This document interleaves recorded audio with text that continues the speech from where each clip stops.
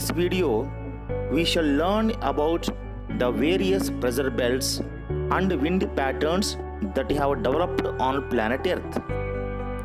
While understanding the basic concepts behind the development of pressure belts, we will not take into consideration the tilt of axis and influence of land and water distribution.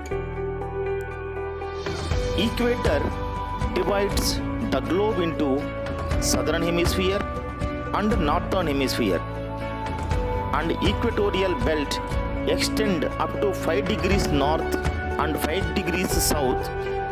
Equatorial region receives nearly vertical rays of the sun, and this heats up the air near the equator. When temperature increases, pressure decreases. So, along the equator, we have low pressure, and we call this region as equatorial low pressure belt. The warm air starts rising up to troposphere, and as warm air is rising, the temperature drops. After rising up to a certain point, it stops rising upwards because it becomes cooler and it was obstructed by tropopause. So the air spreads out. The air starts moving in northern and southern direction. As air moving, it becomes denser, and after a certain point, it comes down to the surface. So, at around 30 degrees north and south, we have sinking air.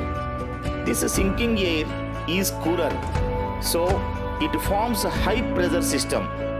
These regions are called as subtropical high pressure belts because these regions lie outside of the tropical region and at the same time adjoining the tropical region.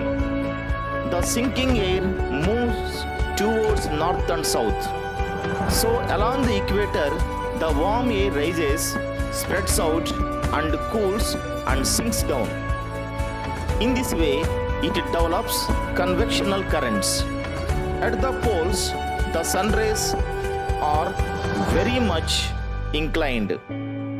So we have cold air that sink. These regions called as polar highs. In the northern hemisphere, the air moves towards the south, and in the southern hemisphere, the air moves towards the north.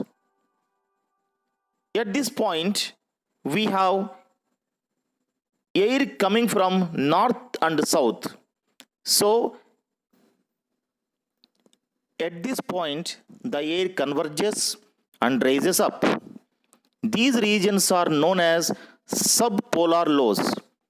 So, at 60 degrees latitude, we have low pressure system because we have rising air.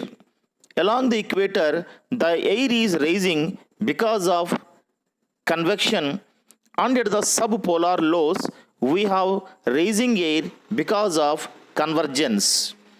This rising air also spreads out, cools and sinks. Same thing happen in the southern hemisphere.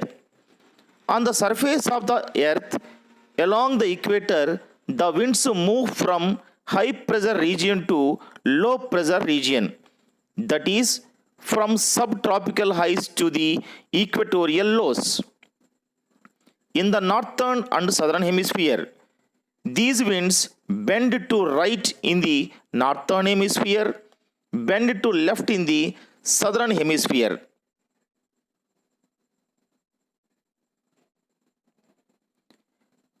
This is described as Coriolis effect. The winds bend right and left. In the northern hemisphere and southern hemisphere respectively, because the earth is in spherical shape.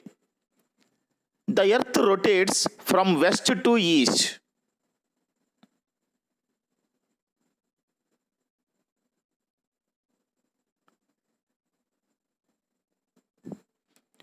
In the same way, in between 30 degrees and 60 degrees north and south, the winds bend right and left in the northern and southern hemispheres respectively.